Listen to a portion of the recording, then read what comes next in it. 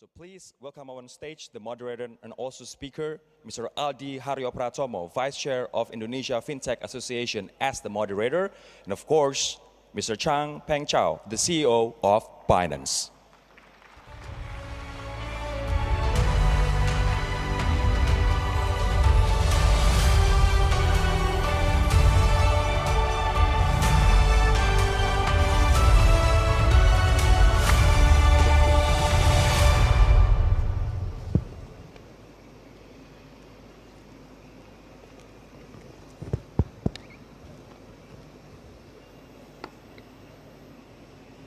Hello, everybody.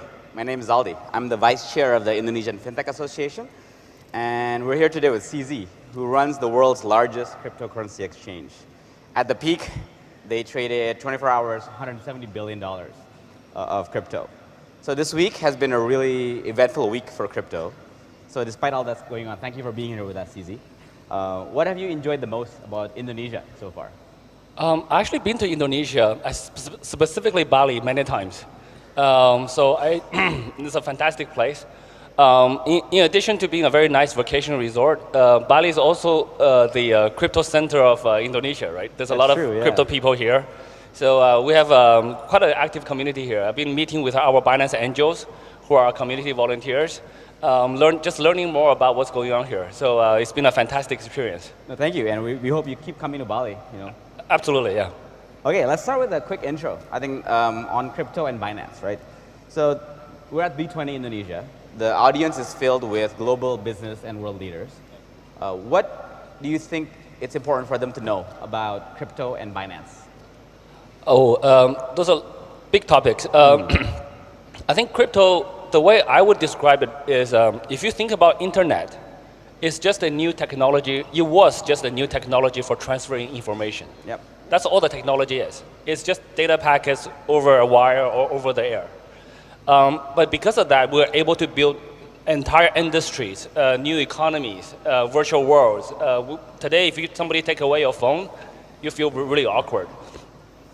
This new technology, crypto, is just a new technology for transferring value. That's all it is. But with this new technology, we can now build new business models, which is changing the way we do fundraising. It's changing the way we do investments. It's changing the way we do payments. Now we can do micropayments. We can do cross-border remittances. So we can do NFTs, metaverse. All of this is going to come. Well, some of them are already here, like global fundraising using either ICOs, IDOs, IEOs. Yep. It's already here. So if one technology deals with information, this new technology deals with money. Yep. So the impact is going to be tremendous.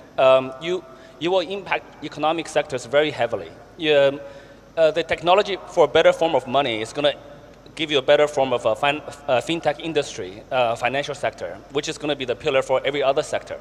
So it's very important to understand this technology. At the same time, there's a lot of risks. We're in a new industry. We've seen over the past week things go crazy here. So in the industry. So we do need some regulations. We do need to do this properly. We do need to do this in a stable way. So all of that is happening. Binance is one of the larger players in the industry. Most people know Binance as a cryptocurrency exchange, but we actually have much more than that. We also invest and own multiple decentralized wallets. We also own CoinMarketCap, which is the most visited website in crypto for information. We invest heavily in DeFi, in blockchain technologies, etc. So we also invest very strongly in local economies in different parts of the world.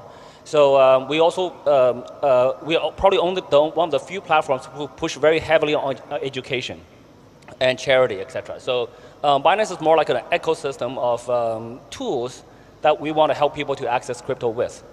Oh, thank you. That's a very broad explanation. So let's dive into the use cases, right? Because ultimately it's about being useful. That's what a technology should be. So you mentioned about crypto's function as enabling entrepreneurs anywhere to raise money globally, yep. like Polygon in India, for example, right? But on the flip side of that is the risk for capital flight. Because if money can come in, money can also come out. This has been a concern that some regulators and banks have expressed. What would you say to that concern? over the benefits of actually being able to raise money globally? Yeah, so I will actually say the reverse.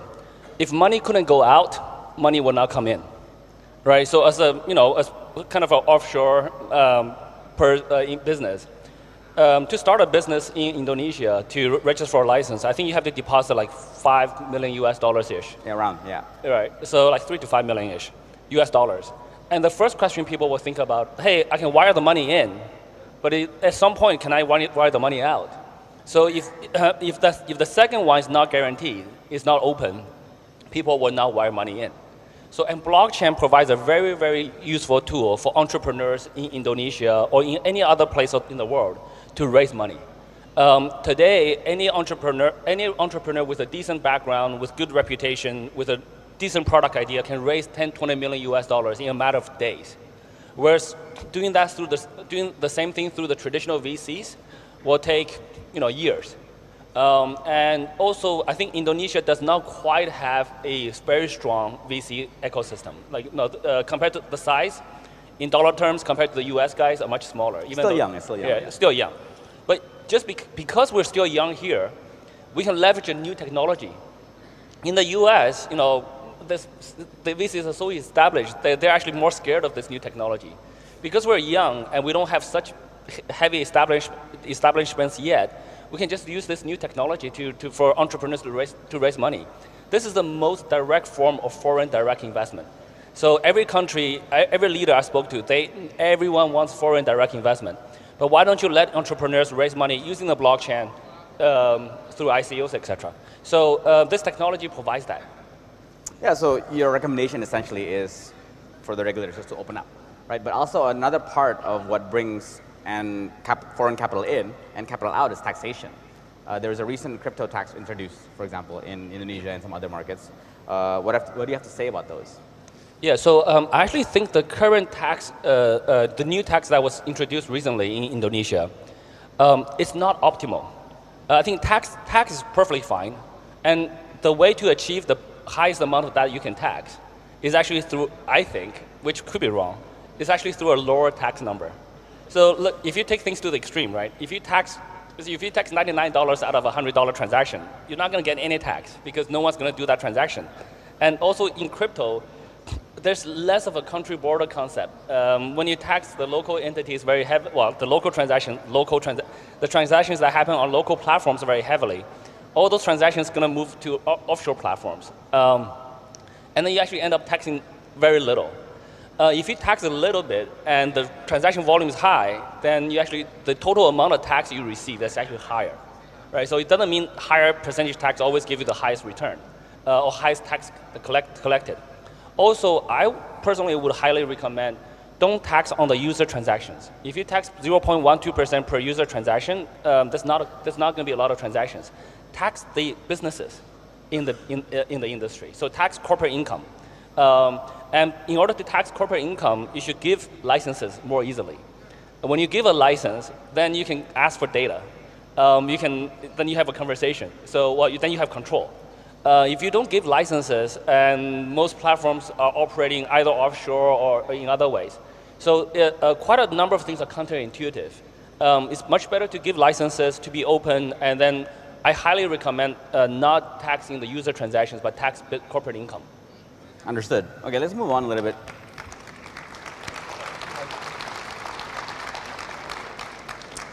So let's move on to banking and finance. There's quite a few bankers in the room today, right? So do you believe that DeFi and crypto will replace traditional finance? And how will the two worlds interact? Yeah, so I think in the short term, no. Long term, maybe. It's possible. Mm-hmm.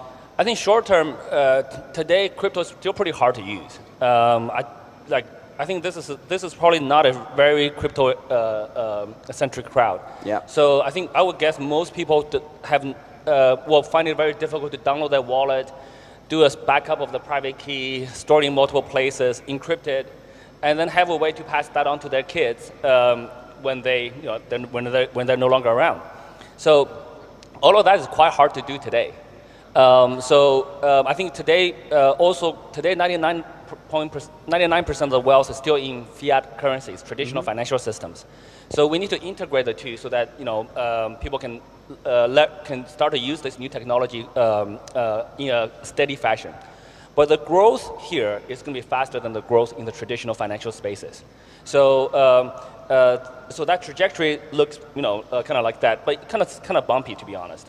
But in the long future, though, I do think as the 10, 20 years, as the next generation comes into play, they will be crypto natives. Like the teenagers today, they look at crypto, they think that's just very normal. So 20 years, like the teenagers are 30 something, they will be doing businesses in crypto only. So crypto is a much easier form of money.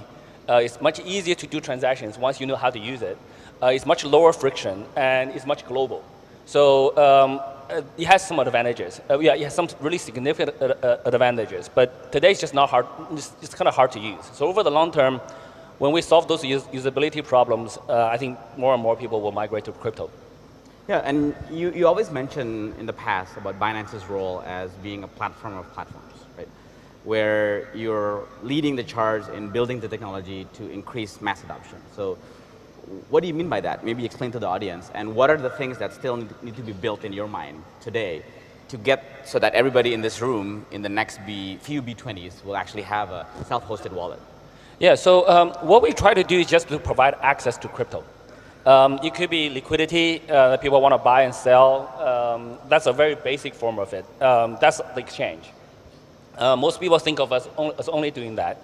But anything that helps people, like CoinMarketCap, is a place for people to access crypto information. So most people use that website to look up, coin, the history, etc. So happy to provide that. Even custody, self-custody wallets, as we were mentioning before, Trust Wallet, we provide that. That's a tool that people hold their own private keys on themselves, and they hold their crypto funds. And we have we don't want to control. Well, we don't want to touch that. So, and we also help other entrepreneurs in the space. We invest very heavily in the ecosystem, and actually our investments have done really, really well over the last 4 years. I think we've done over 70x over the last 4 years, wow. even at today's prices. So yeah, so we just want to help to build tools. I think the talk I did here 3 days ago. Yeah, so I learned from a very senior guy in Google. He said, look, Google provides a number of infrastructure services in the internet space. They do a bunch of stuff that people don't even think about, like the time on your phone is synced with a Google Internet server. The DNS, the 8.8.8, that's also provided by Google. So all of those things are free, but the internet becomes more usable. So we just want to provide any tool for people to use crypto for. Yeah, and as you do this, I think you'll become bigger and more powerful and more central in the industry. So right now, we looked at the spot trading volume for the last 24 hours. Binance was 13 billion. The next one, the closest one, is 1.3 billion, right? How big is too big? And what are your thoughts about, as you get bigger, your responsibility in the ecosystem to protect consumers? Yeah, so there are natural network effects and centralization versus decentralization forces at play. There's economy of scale. And so the larger exchanges like us, we can invest very heavily on security. And we can invest, because of our liquidity, people get better prices by trading on Binance. So they come to us more. So there's a network effect. So the bigger ones do tend to get bigger, even in a free market. That's right. So that's just natural economic forces. At a certain size, though, I think for our industry, it is better to sort of have more decentralization. Today, though, at the same time, I think the proper players, if we do things properly, people actually come to you. There is quite a lot of players in our space that try to cut corners to grow quickly. And that actually destroys consumer trust. When they don't trust them, they don't go to them. They actually go to a platform they trust. So I think just I really encourage all the other players in the space, run businesses very solidly, very properly. That's the best way to grow. So we try to help grow other exchanges, other DeFi protocols, other wallets, etc. We invest heavily in them. We invest in other centralized exchanges too, try to help them grow. We also invest in a local exchange here in Indonesia. So we try to help them grow, but there are natural forces. So we don't really control how big we are, how small we are, etc. We just try to provide the best service, the most secure, the most reliable service to our users. And in terms of protecting consumers, what is the role of the regulators, the government, the central bank, in your view, because of recent events? Right? FTX collapsed recently, and there could be more, right? Especially in the derivative sector, for example. Like, what would be the role of the central bank and other regulators in this case? I think the industry collectively has a role to protect consumers, to protect everybody. So it's not just regulators. Regulators does absolutely have a role, but it's also not 100% of their responsibility. No one can protect a bad player, to be very frank.